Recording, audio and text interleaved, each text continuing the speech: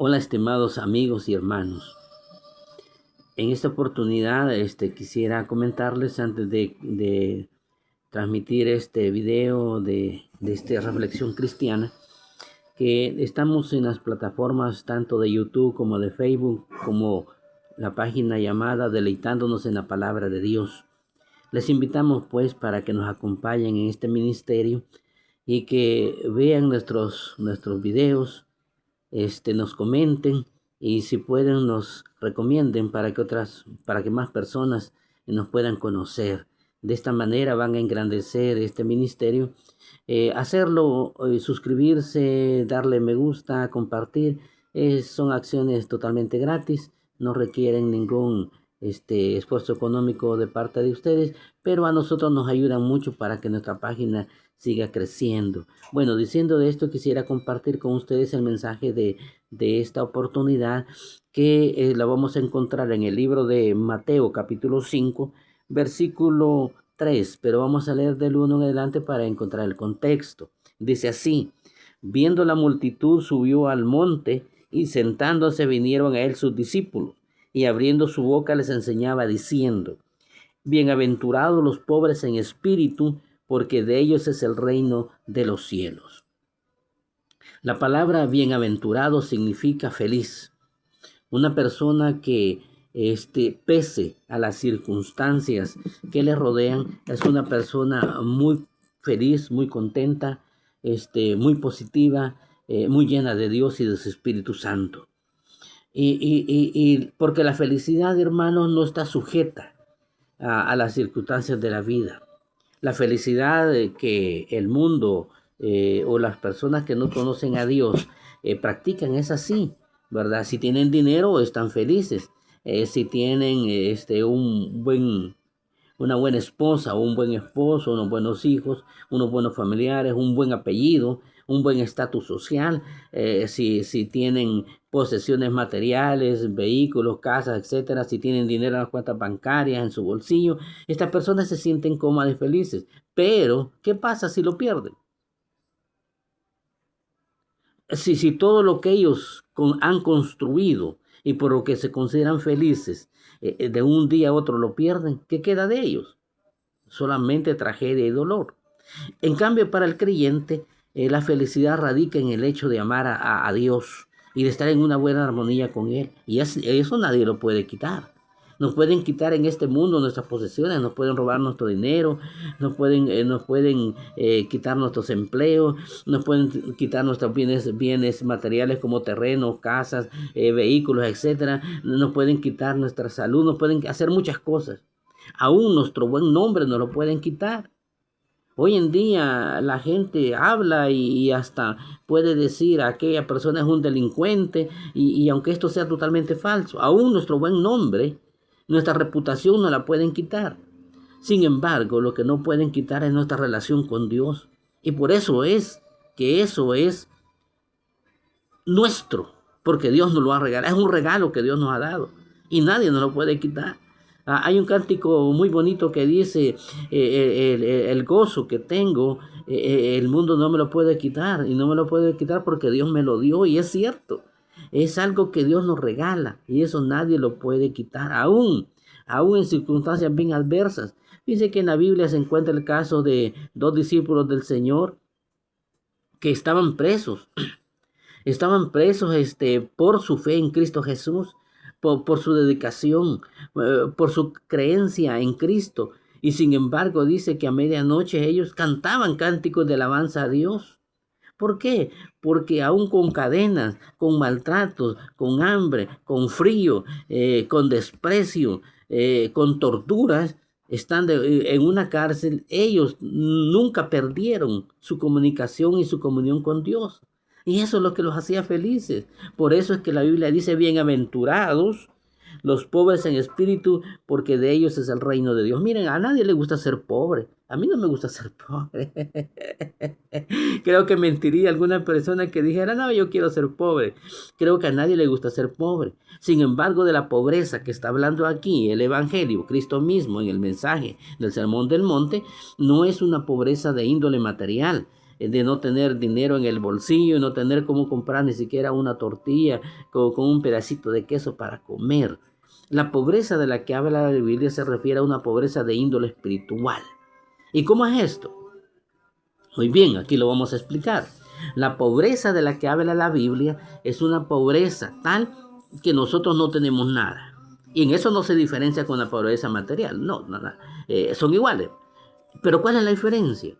La diferencia es que pobreza espiritual es aquella en la cual nosotros como seres humanos no tenemos absolutamente nada y dependemos total y exclusivamente de Dios. Por ejemplo, si nosotros fuésemos una persona que estuviera ciega, paralítica, si nosotros no pudiéramos ni tan solo mover nuestras manos, fuéramos una persona que estaríamos con nuestra mente lúcida, pero que nuestro cuerpo no nos responde. En esas circunstancias necesitaríamos de otra persona que nos cuide, que nos alimente, que nos guíe, que nos bañe, que haga muchas cosas por nosotros porque nosotros no podemos. Esa es la condición de un pobre en espíritu. Una persona que por sí misma no puede hacer las cosas, más sin embargo, sí las puede hacer en Dios. ¿Cómo así? Porque Dios es el que nos brinda a nosotros el querer y el hacer. Así dice la Biblia.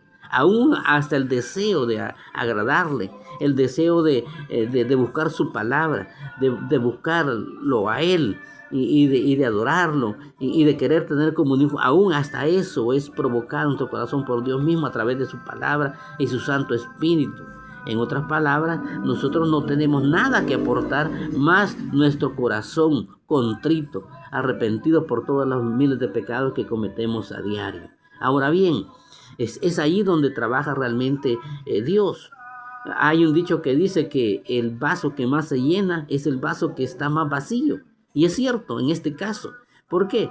Porque entre más vacío está nuestro vaso, Dios más puede llenarnos de su Santo Espíritu, de su bondad, de su palabra, de su amor, de su misericordia y de todas las características que Dios nos da y bendiciones que nos da a diario.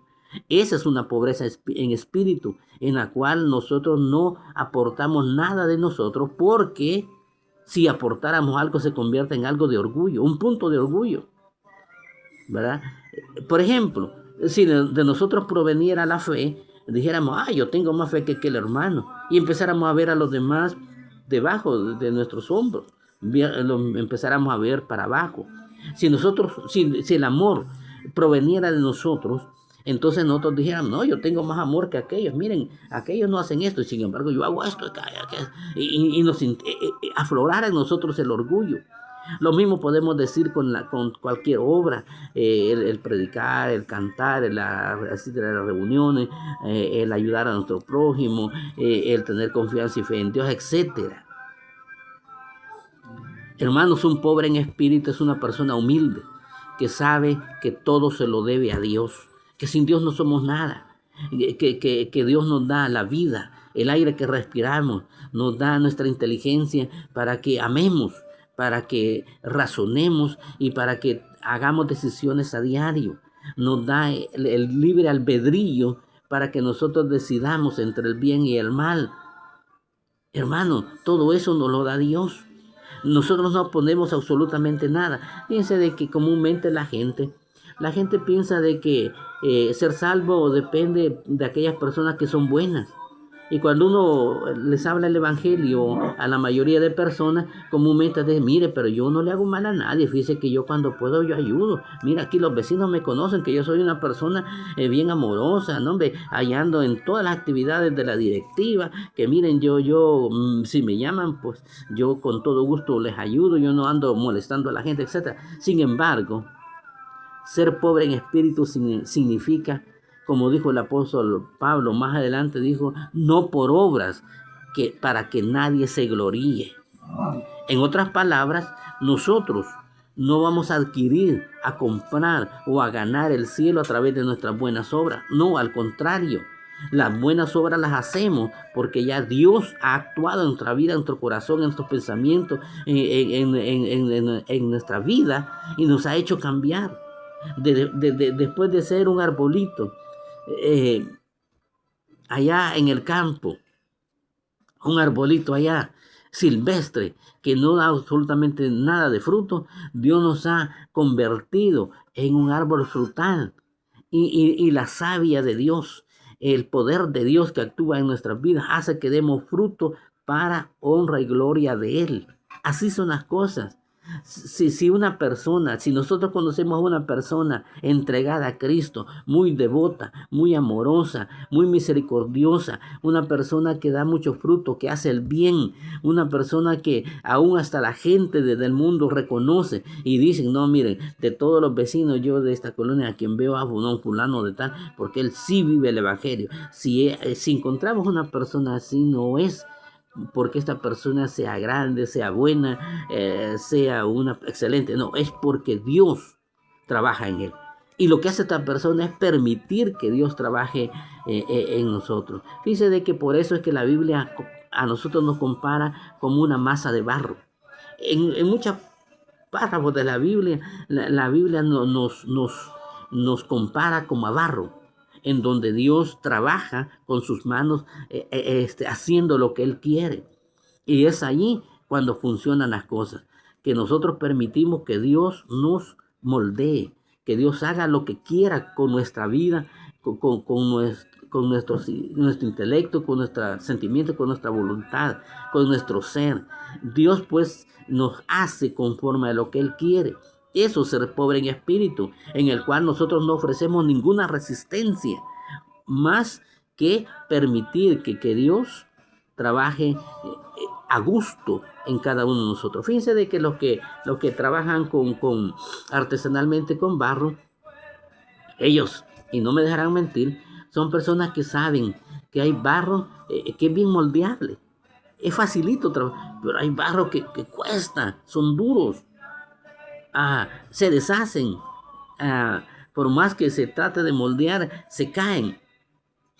Ellos escogen el barro, el más moldeable para hacer las obras que ellos quieren. Y hay barros que son bien moldeables. Se puede trabajar perfectamente con ellos. En el torno ponen el poquito de barro y le van dando forma y el barro se va moldeando conforme a lo que ellos quieren. Ese barro al final es una obra excelente. Lo mismo pasa en nosotros, en nuestras vidas. Cuando nosotros somos pobres en espíritu, significa que vamos a permitir que Dios trabaje en nosotros, que nosotros no vamos a poner ninguna resistencia a lo que Dios pide o demanda. Y ahí es cuando funcionan las cosas. Ser pobre en espíritu no significa no tener ni siquiera para comprar una tortilla o un pan o no tener nada que comer o que vestir. No, ser pobre en espíritu significa que nosotros vamos a vencer el orgullo a través de permitir que Dios trabaje en nosotros y decirle, Señor, tú eres el capitán de mi barco, manéjalo conforme tú lo deseas. ¿Y cómo lo hacemos en la práctica? Lo hacemos cuando leemos la Biblia, la entendemos, la estudiamos y permitimos que esa lectura de la Biblia, esos mandamientos, esas normas cristianas actúen en nuestra vida y nos dirijan nuestros pensamientos.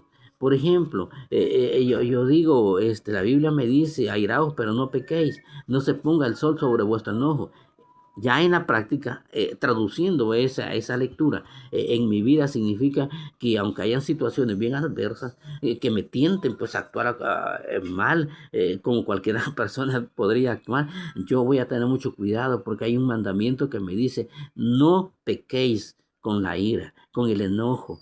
Eso va a hacer que yo lo piense dos veces y diga, no puedo enojarme, no puedo salir de mis casillas.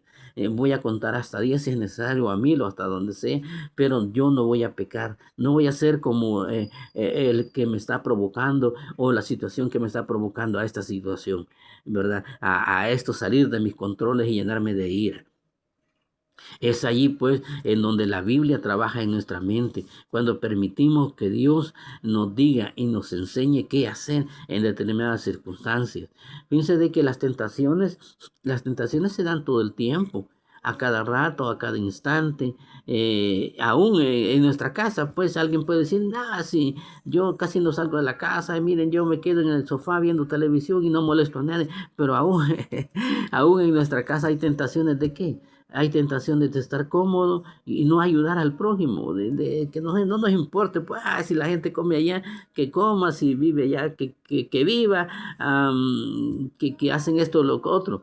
Cuando Dios nos manda a nosotros que vayamos por todo el mundo y prediquemos el evangelio a toda criatura. Aún el quedarnos en la casa viendo una película que posiblemente nosotros digamos que es bien inocente y que no le haga mal a nadie, aún hasta eso se puede a veces convertir en un pecado sin caso nosotros no hacemos lo que Dios manda, que en este caso es ir a evangelizar al mundo.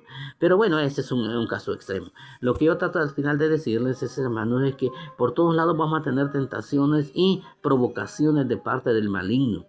Fíjense de que cuando uno sale de su casa, uno está expuesto a muchas cosas, a que lo difamen, a que lo ofendan, a que lo dañen, a que lo calumnien, está, digamos, sujeto a que cualquier persona quiera hacerle daño, etcétera. Pero, ¿cuál es la situación? Es la reacción que nosotros tenemos frente a eso, que en este caso es seguir las normas cristianas. Que por eso somos cristianos, sencillamente, porque nosotros cumplimos con las normas que Dios ha establecido para aquellos que deciden seguirle. Hermanos, ser pobres en espíritu pues significa no tener nada que ofrecerle a Dios más que nuestro corazón contrito y arrepentido para que Él perdone nuestras acciones y permitir que este corazón que le entregamos a Él de esta forma, Él lo pueda hacer en un corazón lleno de mucha bondad para con Dios y con los hombres. Ahí se cumple la regla de oro, amar a Dios y a nuestro prójimo. De eso depende la ley y los profetas, lo dijo Dios. Ser pobre en espíritu pues significa que mi orgullo va a quedar crucificado allá en el bautismo. Ahí yo sacrifiqué, destruí ese viejo hombre de orgullo y ahora, lejos de reaccionar como cualquier persona lo haría, ahora yo voy a reaccionar como un cristiano, como un hijo bendecido por el amor y la misericordia de Dios. El Señor nos bendiga.